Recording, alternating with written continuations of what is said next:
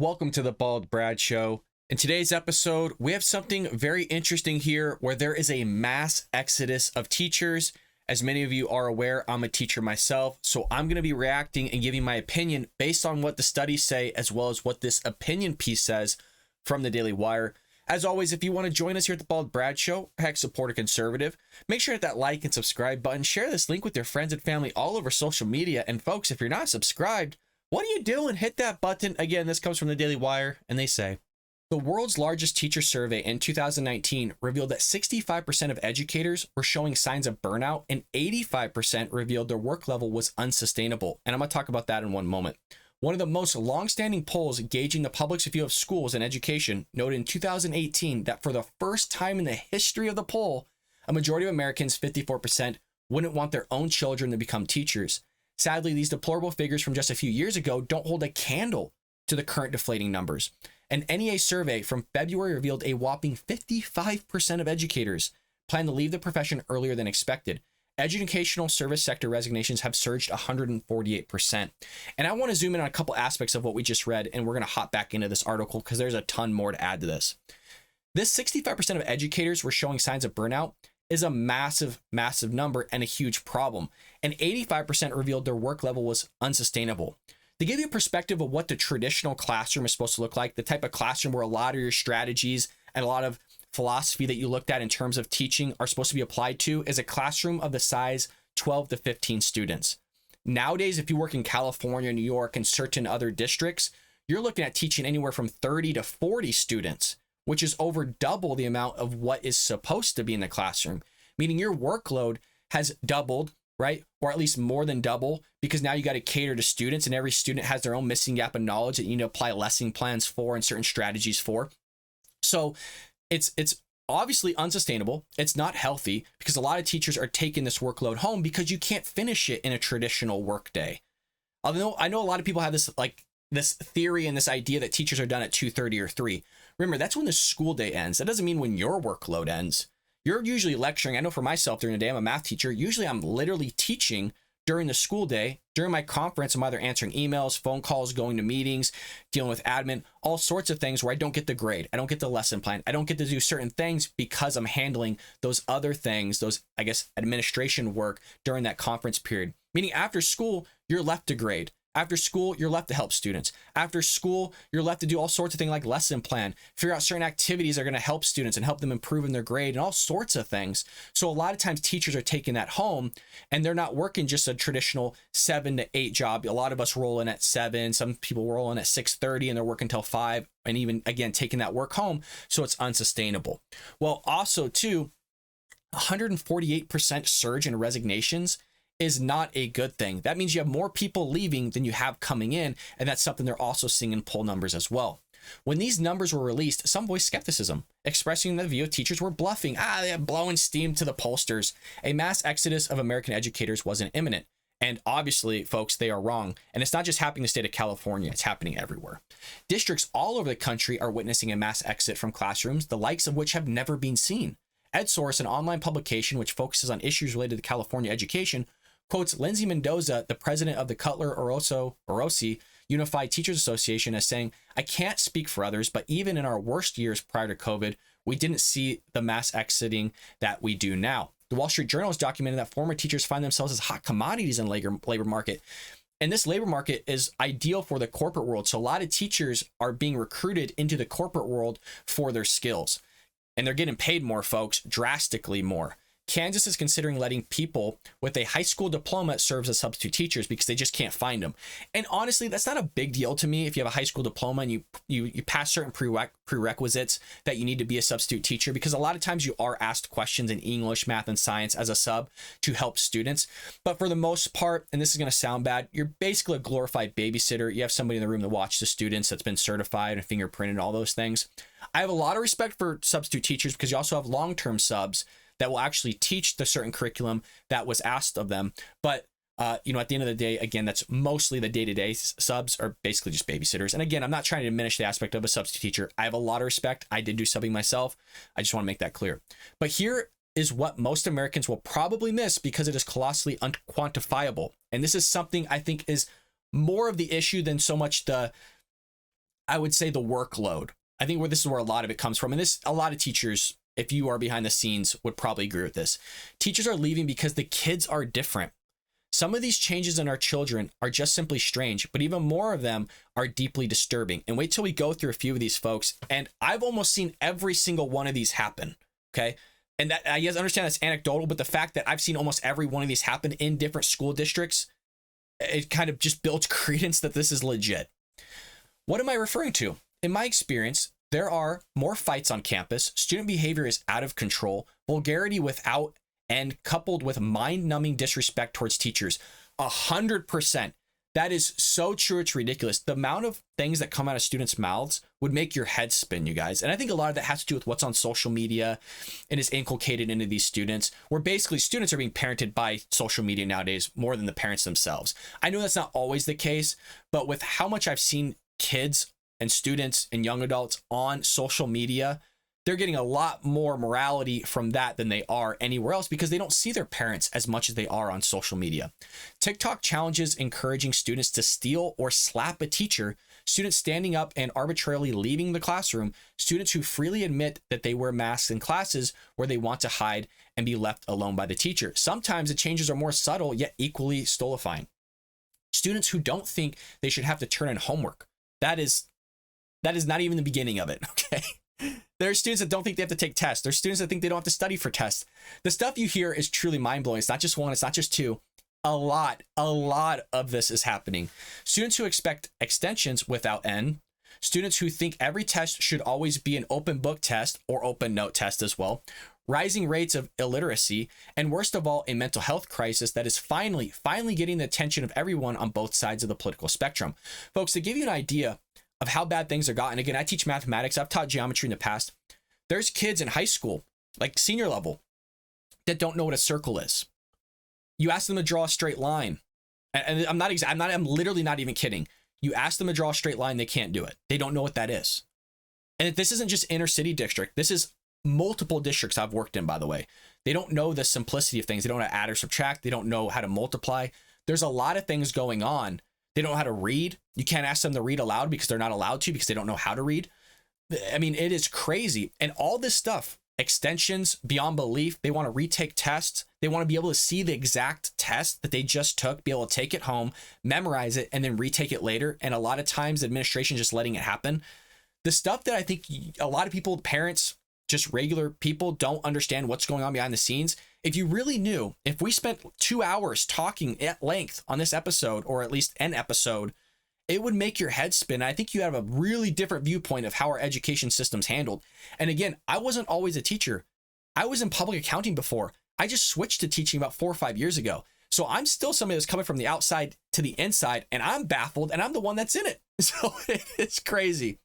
It says here, conservatives have long warned that a generation disconnected from family, faith, friendship, and authentic learning will result in generational inuni characterized by depression, loneliness, and even self-harm. Last month, the New York Times documented the stunning reality that every day hundreds of suicidal teen girls spend the night in ER across the country.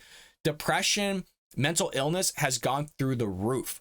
I mean, I have students that are just stressed about a test and are allowed to just reschedule and take it later because they're stressed about the test. So they don't have to come in and take it. And there's a lot of suicides. There's a lot of people with depression. Depression is probably the main thing as far as illness that I see, even more than sickness. So more than people actually getting sick, it's just depression. So all this stuff is going on. And I 100% agree. It has to do with family, faith, and friendship. Because I've worked in Catholic schools before, and the type of population that is there is black and white, not race-wise, just black and white as a metaphor to the public school system. The way the students are treating their teachers in private school is drastically better than how they're treating their teachers in public school. What 180 by far. Last month, the New York Times documented the stunning reality that every day hundreds of suicidal teens spend again the night in the ER, which is tragic. And we asked other teachers, or at least our teachers, to respond with superhuman laxity. It is a typical sign of the times that our response to any difficulty is to soften expectations and equate our ease with compassion. Basically, there's no there's no consequences for the things that you've done. So if a student does something that's misbehaviored, say they even hit a teacher, they do something, it's played down. You can't treat it right because there's something wrong with that kid. Maybe they have a 504, an IEP, something going on that goes, oh, well, it's just a mental illness. Oh, it's just something going on. So everything's played down. Oh, they're going through this. Hey, let them retake the test. Well, they've had the test. They've had the test for 3 months. You're just going to let them retake it because all of a sudden now, 3 months later, they're arising with some sort of mental illness that now you're going to let them retake a test that happened 3 months prior that they didn't have a mental illness, but now they do. This is all the stuff going on, which you're expected, mind you, for every single student has a situation, folks. It's not like this is an externality or an outlier where it's just one student. You have a ton of students that are going through this, a ton. Probably half your class is going through something you're getting emails about. You got to be accommodating. You got to remember what they're dealing with because you can't speak out loud about it because for fear that something might get reported, something might happen out there with somebody knowing something. All sorts of things are taking place that is being thrown on the teacher, which again goes to burnout. So it's not just grading. It's not just workload. You have to remember all these different scenarios that are going on in these people's lives, cater to it, and figure it out so that they can be successful. Because if they don't, then people are going to come and yell at you because you weren't being catering and you're not allowing them to be successful. All sorts of stuff. This is perhaps the most popular and damning educational notion of our era, decoupling consequences from poor behavior and somehow expecting a positive outcome. Mind you, some schools are totally doing away with detentions and basically enforcing certain negative behavior, meaning the student isn't penalized. A lot of times this is called restorative justice in the school system.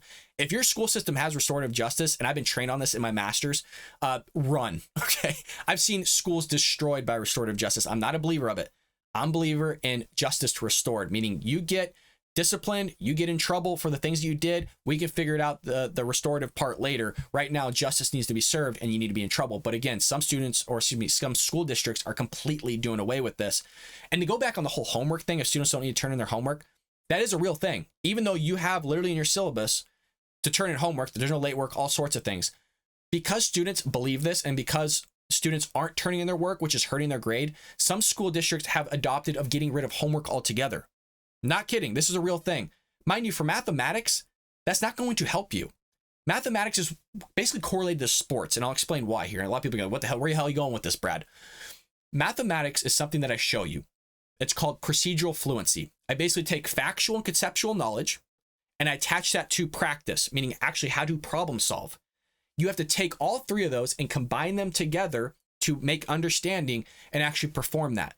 But the thing though is that just because I show you something doesn't mean you know how to do it. In the same way, if a coach showed you how to play basketball, ice hockey, baseball, or whatever, they could show you till you're blue in the face. But unless you go and practice it and do it many of times, you're not going to be good at it and you're going to suck. And then everybody's going to be pissed at you and figure out, well, why didn't they know this? Which goes back to teaching. I could show you till I'm blue in the face on how to do mathematics. If you don't go and try to apply those skills, if you don't practice it and try to perform it, you're not going to be good at it. And so your grade's going to suffer. And that's what's going on, at least in my mind, in the education system, as what I've seen from an onlooker now on the inside.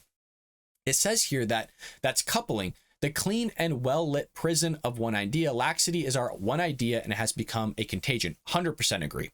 Last week, a study found that grade inflation accelerated after 2016 and then again during the pandemic. Remarkably, students who are only in the 25th percentile of ACT performance are still receiving better than a 3.0. An article from the Fordham Institute sardonically equipped, will every high schooler soon have a 4.0?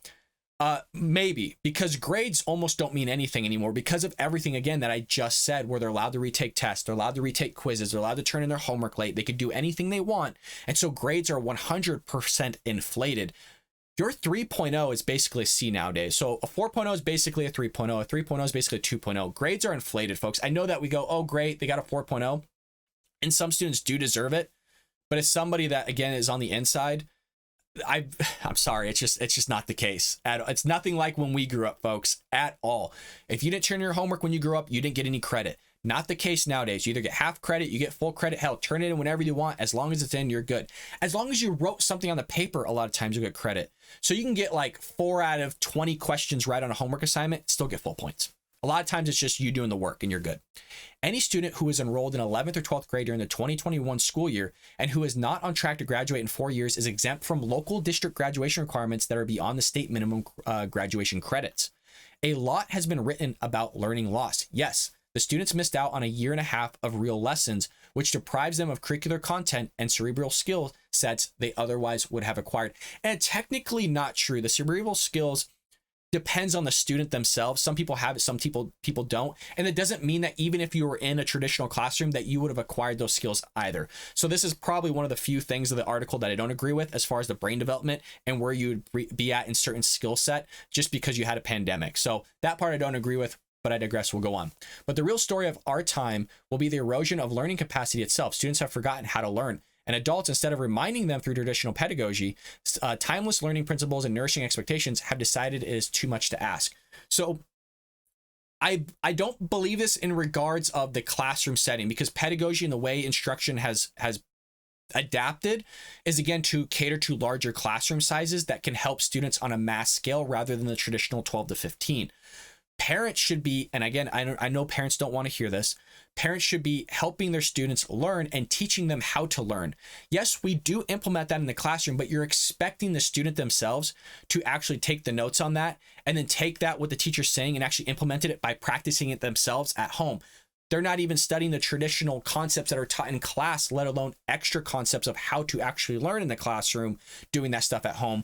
So a lot of the stuff needs to be picked up at home, which again, the student spends a lot of time at home where the teacher only sees them, their individual teachers, like a math teacher, only 45 minutes to an hour and a half every other day or every day. Seems like a long time, but again, you barely have enough time to teach these concepts, let alone teach them how to learn, how to create certain skills and develop that. You would hope that they would inculcate those values at home, not necessarily in the classroom from a rando teacher.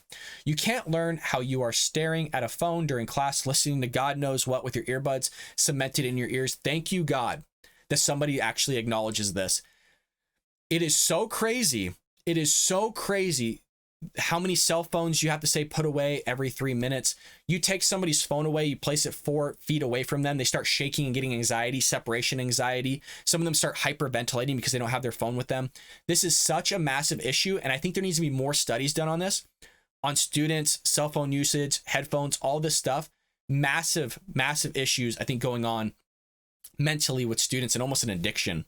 Because ask any teacher about this. This is so nerve-wracking because you're trying to teach, take out the earbuds. They're getting so small. They'll put the hair in front. You can't see it.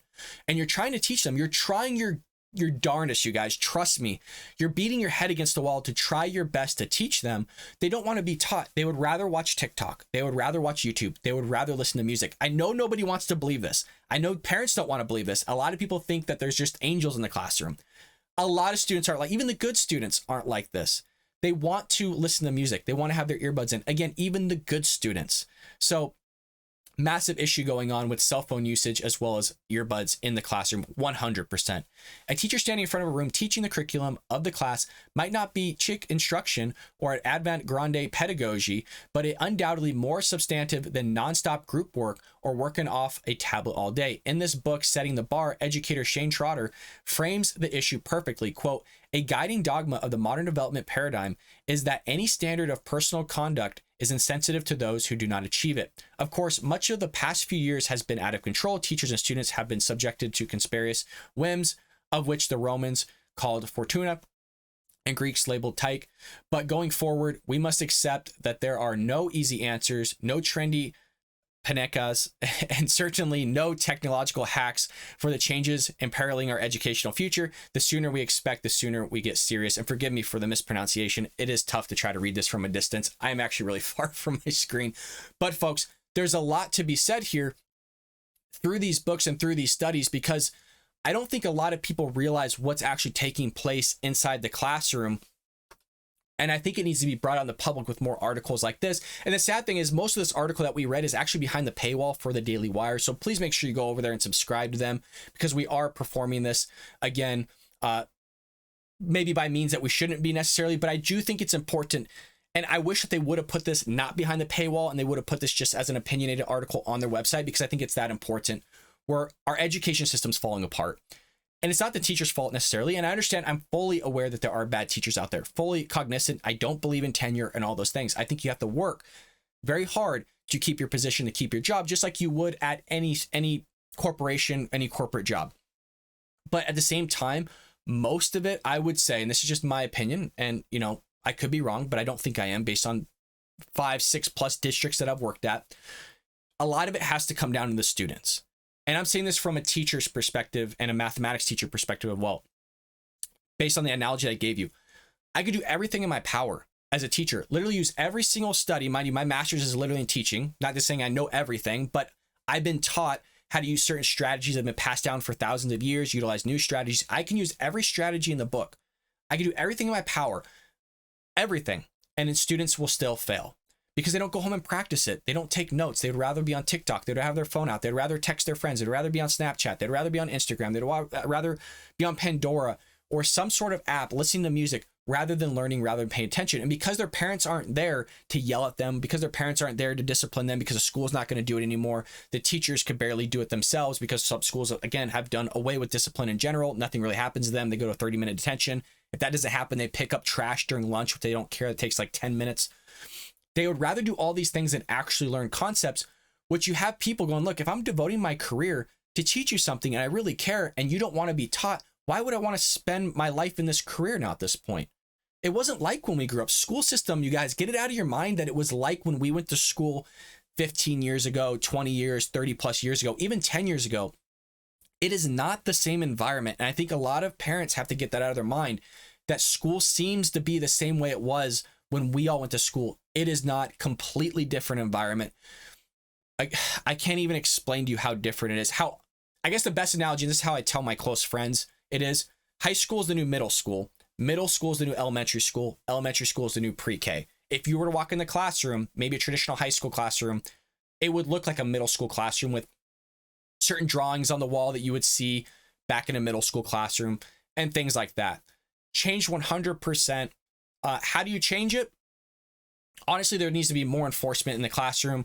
There needs to be more discipline. You need to start taking bad kids out of the school district themselves. I'm sorry, you have to go to day school. Like taking kids out that are repeating offense, doing certain things, multiple detentions. There needs to be stricter rules. And I know people don't want to hear that. Excuse me, my voice is getting dry because I'm talking so long. And I think this is important. And obviously this is my field of expertise. So I want to talk a lot about it. And hopefully we can share this with other people, our friends and family, not necessarily the video link, but you can have conversations going, hey, I watch this guy on YouTube. He's a teacher himself. He's a conservative. These are the things that I've heard from him. Are you seeing this? Let's try to fix this in the parents with our, in the household with our own children. But a lot of this stuff can be fixed by the parents, but also by the school district themselves with more discipline. And the power struggle that's going on in the schools, quite frankly, the students are winning. And that's just me being blunt. Students are winning. Nothing bad can happen to them anymore. And who gets penalized at the end of the day? Honestly, it's the teachers, because we have to come in during lunch. We have to come in before school. We have to stay after school for hours so that we can accommodate those that want to retake a test, that want to work on homework and turn it in late, that want to retake a quiz, rather than doing the things they should have done before when they were given a certain deadline. But now that we can't follow that, it falls back on the teacher. I showed up to work. I did my job. I did everything I could have at that moment in time. But because somebody else didn't want to do their job, then I'm penalized as an educator, as an employee, to have to come in and stay after hours to service somebody that didn't want to do their job in the first place. So again, now I'm penalized, but nothing happens to the student. They still get full credit, no detentions, nothing. And that was just one example. I'm not saying they deserve a detention for turning in work late, but that's just one example of there's no repercussions anymore. Nothing happens to anybody. Everybody goes home. You get paid, except that you work longer hours. You still have more grading to do when you go home, which equates to the numbers that we see in burnout, teachers resigning, teachers switching careers, and it's only going to get worse. It is only 100% going to get worse. I've asked multiple people, again, from various districts, various department chairs that have been in the field for over 30 years. They all say it's getting worse. Kids don't care anymore for some part. Again, this is coming from them. I obviously see kids that care, but in general, I would say a lot just don't. I know it's sad to say, even the good kids don't really care. I understand math's not a great subject, but there you have it, folks. I wanted to go over this with you. I think it's important. I think I said a lot of things that you're not really going to have a professional teacher necessarily say out loud. But I want to be honest with all of you, at least from what I see in the classroom. That doesn't mean I don't care. That doesn't mean teachers are stopped caring. That doesn't mean that we're not going to do everything in our power to make sure students succeed. We are doing those things. It is just leading to burnout. I'm personally not burnout. I had a lot more work when I was an accountant than I do as a teacher, which thank God, because honestly, if I didn't have that, I would probably be burned out myself. That's just me being honest with you all. As always, I hope you enjoyed the Bald Brad Show. I'm sorry this one ran a little bit long, but again, it is important, and it's important to my heart to share with all of you. Make sure you hit that like and subscribe button. Share this link with your friends and family all over social media. And folks, I will see you later here on the Bald Brad Show.